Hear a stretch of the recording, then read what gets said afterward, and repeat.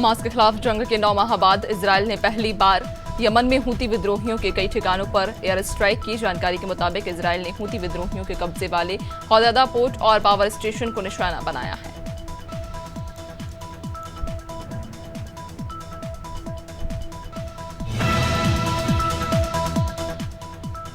Israel Hamas युद्ध के बीच Donald Trump ने हमास को खुलेआम धमकी दी। ट्रंप ने कहा कि हमास उनके राष्ट्रपति बनने से पहले इजरायल के सभी बंधकों को हमास छोड़ दे, वरना हमास फिलिस्तीन की धज्जियां उड़ा दी जाएंगी। दरअसल 7 अक्टूबर को हमास ने जिन लोगों को बंधक बनाया उनमें अमेरिकी नागरिक भी शामिल थे।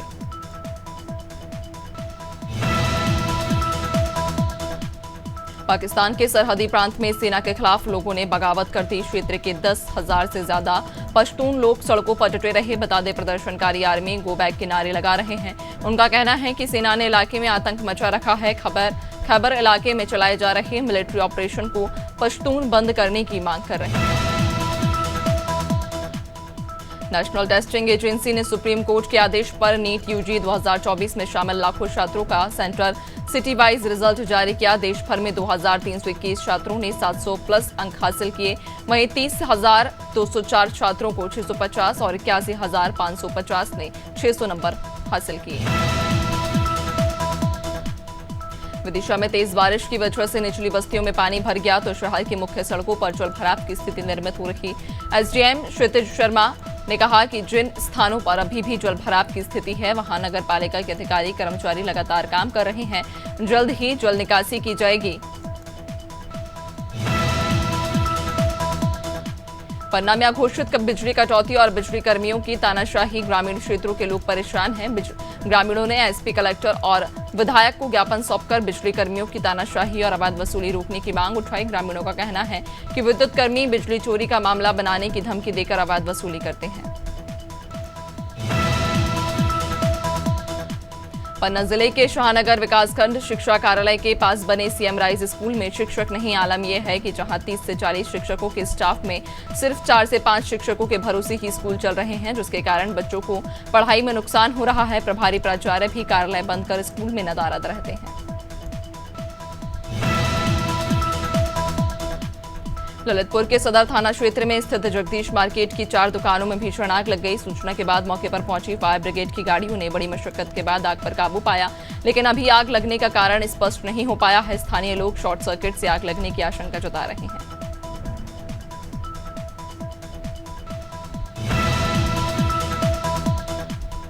गाजीपुर पुलिस 15 जुलाई को हुई हत्या की घटना का खुलासा करते हुए 5 आरोपियों को गिरफ्तार कर लिया। पूछताछ में मुख्य आरोपी प्रियांशु यादव ने बताया कि अनिल यादव ने कुछ समय पहले उसे सरेआम मारा था। उसी का बदला लेने के लिए उन लोगों ने उसके साथ मारपीट की, लेकिन ज्यादा चोट लगने के कारण उसकी मौत हो गई। गिरफ्तार आरोपियों के खिलाफ कार्रवाई की जा रही है।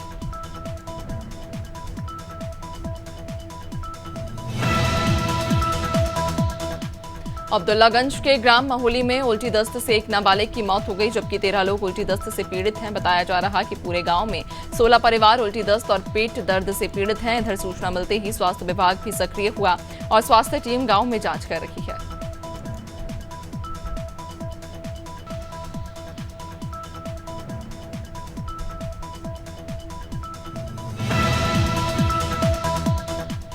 ग्वालियर के बाल संप्रेक्षण गृह परिसर में घूमने के दौरान एक नाबालिग भाग निकला। बताया जा रहा कि नाबालिग गोला मंदिर क्षेत्र में हत्या के प्रयास के मामले में विचाराधीन है। फिलहाल पुलिस नाबालिग की तलाश में जुटी है। बता दें कि बाल संप्रेक्षण गृह से भागने का ये तीसरा मामला है।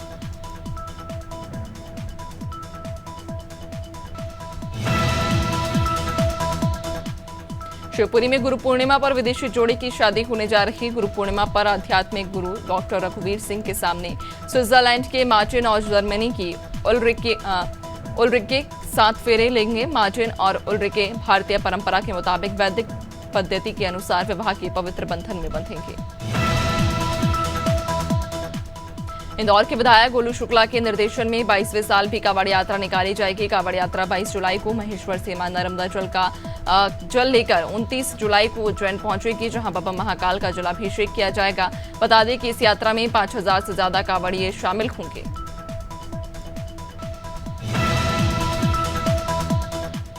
कन्नौज के मेहंदी घाट पर गुरु पूर्णिमा की पूर्व संध्या पर गंगा महाआरती का आयोजन किया गया। इस दौरान गंगा घाट पर दूर दूर से आए श्रद्धालुओं का हुजूम देखने को मिला। कांवड़ियों के जयकारों से पूरा महादेवी घाट भक्तिमय हो गया। इस मौके पर सैकड़ों श्रद्धालुओं ने गंगा आरती में शामिल होकर मां गंगा का आशीर्वाद लिया।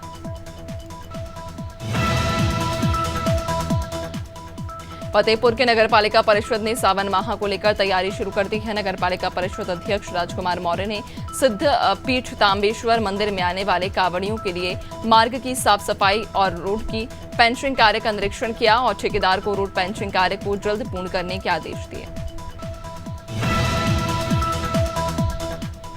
देहरादून में अखिल भारतीय विद्यार्थी परिषद ने प्रतिमा सम्मान समारोह का आयोजन किया। डीएवी पीजी कॉलेज में हुए कार्यक्रम में मुख्यमंत्री पुष्कर सिंह धामी शामिल हुए। इस मौके पर उन्होंने अपने विद्यार्थी परिषद के दिनों को याद किया और मेधावी छात्रों को उज्जवल भविष्य की शुभकामनाएं दी।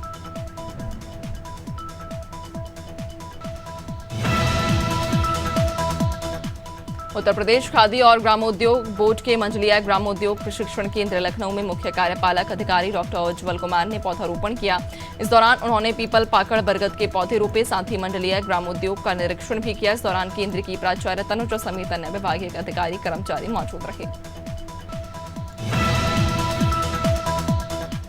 राजनांदगांव के गौरव पथ स्थित पद्मश्री गोविंद राम निर्मलकर ऑडिटोरियम में भूमि पूजन कार्यक्रम का आयोजन किया गया। इस दौरान 13 करोड़ 81 लाख रुपए के विकास कार्यों का लोकार्पण और भूमि पूजन किया गया। कार्यक्रम में उप मुख्यमंत्री अरुण साव, विधानसभा अध्यक्ष डॉक्टर रमन सिंह, सांसद संतोष पांडे समेत आला अधिकारी मौजूद रहे।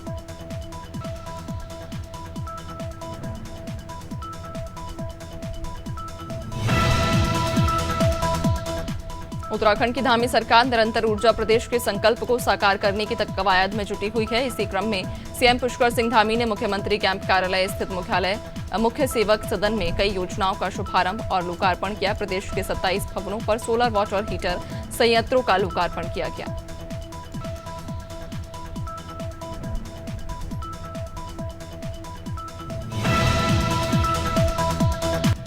देहरादून में 3 दिन चली कांग्रेस की फैक्ट फाइंडिंग कमेटी की बैठक खत्म हो गई। बैठक में लोकसभा चुनाव में हार के कारणों पर चर्चा के बाद दिल्ली के लिए टीम रवाना हुई। कांग्रेस नेता पीएल पुनिया के नेतृत्व में पार्टी ने फैक्ट फाइंडिंग टीम बनाई थी। 3 दिनों तक स्थानीय नेताओं के साथ हार के कारणों पर गंभीर मंथन किया और उनके विचार जाने। भोपाल के टीटी नगर थाने के बाहर कांग्रेस कार्यकर्ताओं ने हनुमान चालीसा का पाठ किया। दरअसल पूर्व मंत्री पीसी शर्मा ने अपने कार्यकर्ता के जन्मदिन के मौके पर थाना परिसर में हनुमान चालीसा की अनुमति मांगी थी, लेकिन पुलिस ने अनुमति नहीं दी, जिसके बाद भी कांग्रेस नेताओं ने हनुमान चालीसा का पाठ किया।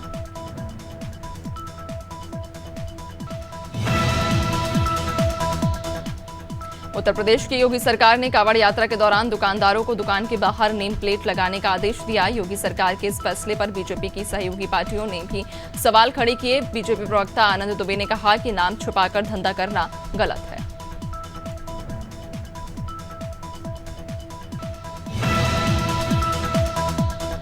रुड़की के पूर्व मेयर गौरव गोयल ने प्रेस वार्ता कर विधायक प्रदीप बत्रा पर कई गंभीर आरोप लगाए। पूर्व मेयर का आरोप है कि विधायक प्रदीप बत्रा ने उन्हें जान से मारने की धमकी दी। पूर्व मेयर गोयल ने मुख्यमंत्री पुष्कर सिंह धामी और प्रधानमंत्री नरेंद्र मोदी से सुरक्षा की गुहार लगाई।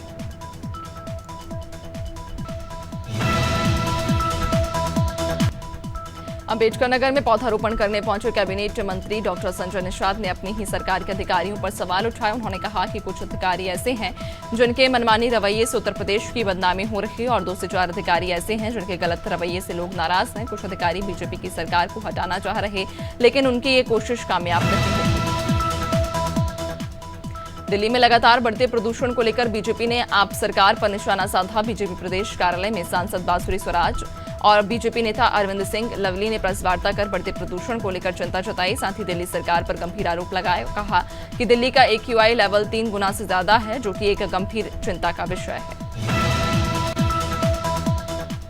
गोवर्धन में पुलिसकर्मी की लापरवाही सामने आई। अस्थायी चौकी में ड्यूटी पर तैनात पुलिसकर्मी मोबाइल चलाने में इतने मशरूफ हैं कि अतिक्रमणकारियों ने बीच रास्ते पर जाम लगा दिया। इसके बाद भी पुलिसकर्मी ने कोई कार्रवाई नहीं की। ड्यूटी स्थल के चारों ओर श्रद्धालु विश्राम करते हुए नजर आए।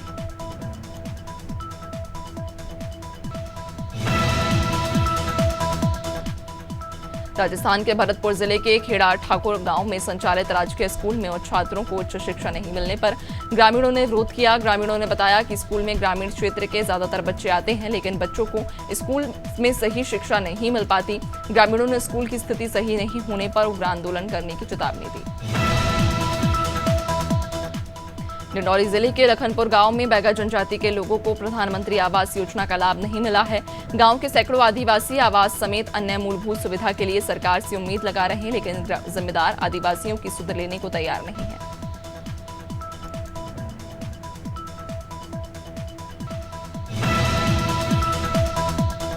उत्तराखंड के मसूरी में राष्ट्रीय रियल एस्टेट विकास परिषद की बैठक हुई। बैठक में बतौर मुख्य अतिथि मंत्री प्रेमचंद अग्रवाल और कृषि मंत्री गणेश जोशी शामिल हुए। मीटिंग में उत्तराखंड में रियल एस्टेट के जरिए होने वाले विकास पर चर्चा हुई। बैठक में कई राज्यों के 50 प्रतिनिधियों ने शिरकत की। इस मौके पर सभी ने राज्य में ज्यादा से ज्यादा पौधारोपण पर भी जोर दिया।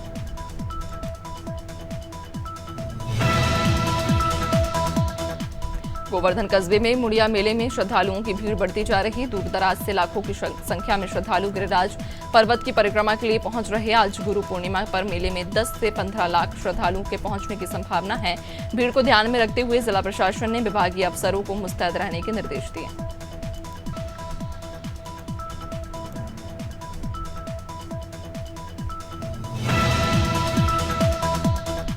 कन्नौज में गुरु पूर्णिमा के पावन पर्व पर श्रद्धालुओं ने गंगा नदी में आस्था की डुबकी लगाई। गंगा घाटों पर श्रद्धालुओं ने दीपदान और अन्नदान भी किया। इस दौरान लाखों श्रद्धालुओं की भीड़ देखने को मिली। इस दौरान श्रद्धालुओं की सुरक्षा में भी चूक देखने को मिली।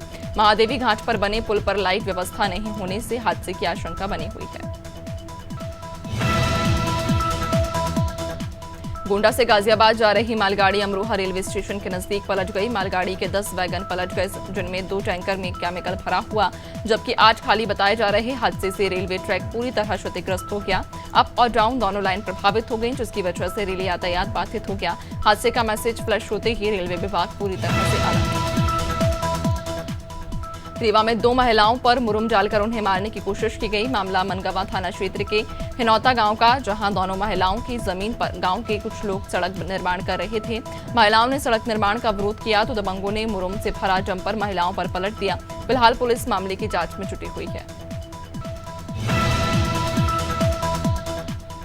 रीवा के सिटी थाना क्षेत्र में रहने वाले राजेश मिश्रा और रीना मिश्रा पर अपनी ही बहन को बंधक बनाने का आरोप लगा। पूरा मामला जमीन बंटवारे से जुड़ा हुआ। पीड़िता ने पुलिस को बताया कि मां के बीमार होने पर जब वह सेवा करने आई तो भाई भाभी ने उसे बंधक बना लिया। पुलिस ने पीड़िता की शिकायत पर मामला दर्ज कर भाई को गिरफ्तार कर लिया। उमरिया जिले के बिरसिंहपुर पाली में लूट की घटना सामने आई, जहां बाइक सवार लुटेरे 1,40,000 रुपए से भरा बैग छीनकर फरार हो गए। पीड़ित सुरेंद्र मिश्रा ने बताया कि वे बैंक से रुपए निकालकर जैसे ही बाहर निकले, बाइक सवार बदमाश बैग लेकर भाग गए। फिलहाल पुलिस ने मामला दर्ज कर कार्रवाई शुरू कर दी है। जबलपुर की गोहलपुर पुलिस ने शातिर वाहन चोरों को गिरफ्तार करने में कामयाबी हासिल की। दरअसल पुलिस को सूचना मिली थी कि 2 युवक माड़ो ताल सामुदायिक भवन के पास रास्ते दाम में चोरी की बाइक बेचने की फिराक में खड़े हुए हैं। सूचना के बाद मौके पर पहुंची पुलिस ने दोनों युवकों को गिरफ्तार कर लिया। आरोपियों से चोरी की 9 बाइकें भी बरामद की गई।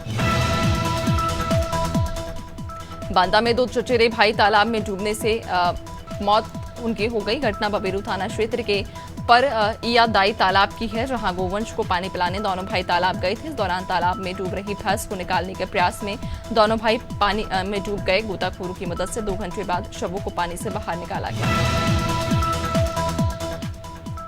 बहराइच में तालाब में नहाने गए 2 बच्चों की डूबने से मौत हो गई। घटना बौड़ी थाना क्षेत्र के जकेरवा गांव की है। सूचना पर पहुंची पुलिस ने दोनों बच्चों के शवों को बाहर निकाला और पोस्टमार्टम के लिए भेज दिया।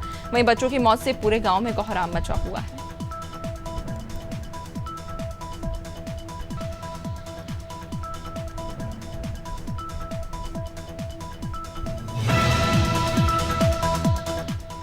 अमरवाड़ा के मोरुंडाना में पीने के पानी की विकराल समस्या बनी हुई है। ग्रामीणों को पीने के पानी के लिए लगभग 2 किलोमीटर दूर जाना पड़ता है। ग्रामीणों ने कई बार इसकी शिकायत संबंधित अधिकारियों से की, लेकिन अधिकारियों ने अब तक समस्या का कोई समाधान नहीं किया, जिस वजह से गांव में आज भी पानी की समस्या बनी हुई है।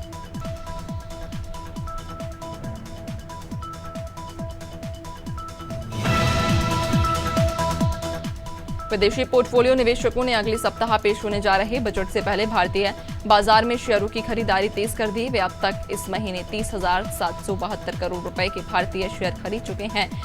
एफपीआई लगातार 5 सप्ताह से भारतीय बाजार में लिवाली कर रहे हैं। उससे पहले वित्त वर्ष की शुरुआत से ही वे बिकवाल बने हुए हैं। श्रीलंका दौरे के लिए अभिषेक नायर और रियान टेन डोशेट को भारत के कोचिंग स्टाफ में शामिल किया गया। अभिषेक नायर भारत के पूर्व ऑलराउंडर और रियान टेन डोशेट नीदरलैंड के पूर्व ऑलराउंडर हैं। जानकारी के मुताबिक गंभीर ने असिस्टेंट कोच के लिए अभिषेक नायर और टेन डोशेट के साथ मौजूद। टीम इंडिया इस महीने के अंत में श्रीलंका का दौरा करेगी, जहां 3 मैचों की T20 और वनडे सीरीज खेली जाएगी। भारतीय क्रिकेट कंट्रोल बोर्ड दोनों ही सीरीज के लिए टीम इंडिया का ऐलान कर चुका है। दोनों ही सीरीज में ऋतुराज गायकवाड़ और अभिषेक शर्मा जैसे बल्लेबाजों को नहीं चुना गया। वहीं पूर्व भारतीय cricketer S Badrinath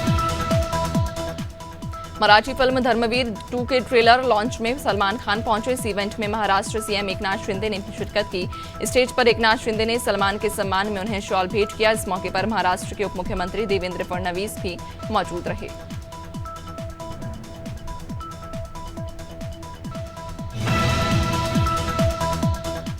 third stage cancer से जूझ रही हिना खान ने हाल ही में एक और इंस्पिरेशनल पोस्ट शेयर किया। उन्होंने जिम से वर्कआउट करते हुए एक वीडियो शेयर किया। इसके साथ ही एक नोट शेयर करते हुए हिना ने लिखा कि वो उन कमेंट्स को पूरा करने की कोशिश कर रही हैं जो उन्होंने खुद से किए हैं।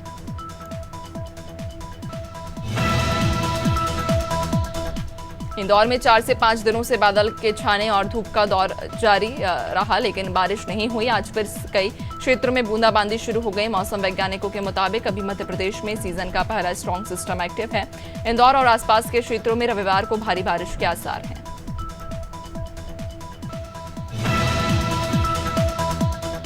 छत्तीसगढ़ में आज रायपुर, बस्तर और दुर्ग संभाग में भारी बारिश का अनुमान। मौसम विभाग ने आज 5 जिलों में ऑरेंज और 12 जिलों में येलो अलर्ट जारी किया। प्रदेश में पिछले 24 घंटों के दौरान भारी बारिश से अति भारी बारिश की उम्मीद। बस्तर और रायपुर संभाग में बीते 24 घंटों में 40.4 मिलीमीटर बारिश ने पानी की भरपाई कर दी।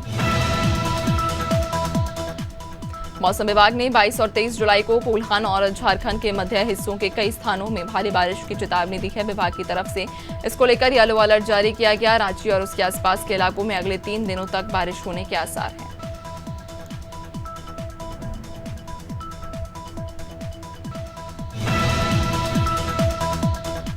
बिहार में उमस भरी गर्मी से लोगों को राहत मिलने की उम्मीद। मौसम विज्ञान केंद्र ने प्रदेश के 12 जिलों में बारिश का येलो अलर्ट जारी किया। मौसम विभाग के अनुसार रविवार से धीरे धीरे मानसून एक्टिव होने लगेगा। 23 जुलाई से प्रदेश के तमाम हिस्सों में मानसून एक्टिव होने के साथ साथ भारी बारिश होने की भी संभावना।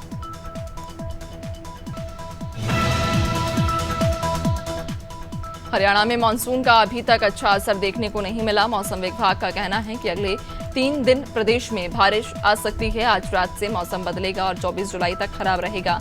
पंचकुला, अंबाला, यमुनानगर, करनाल, महेंद्रगढ़ और रेवाड़ी में बारिश का येलो अलर्ट जारी है।